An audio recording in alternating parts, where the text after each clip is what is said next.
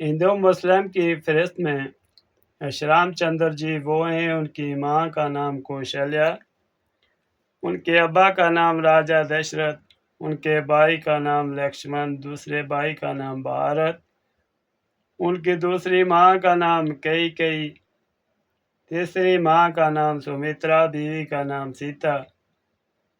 یہاں پوری فیملی سے پتہ چلا میرے ہندو بھائیوں، جو اللہ ہوتا ہے وہ انسان نہیں ہوتا، جو انسان ہوگا وہ اللہ نہیں ہو سکتا، یہ عقیدہ۔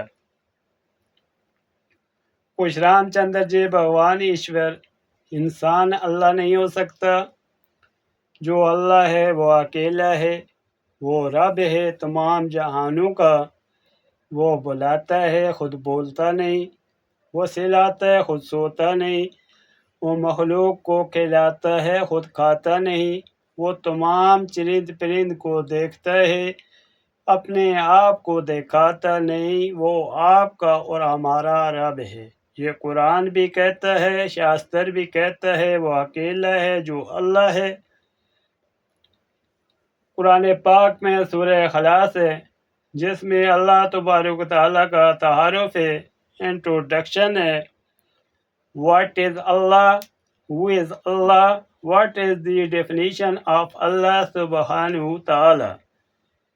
And what is the introduction of Allah subhanahu wa ta'ala? If anyone wants to know about Allah subhanahu wa ta'ala and just to research and just to react and just to get knowledge, remember by heart, Qul huwallahu ahad, Allahu samad, lam yalid wa lam yulad, lam yakul lahu kufuwan ahad۔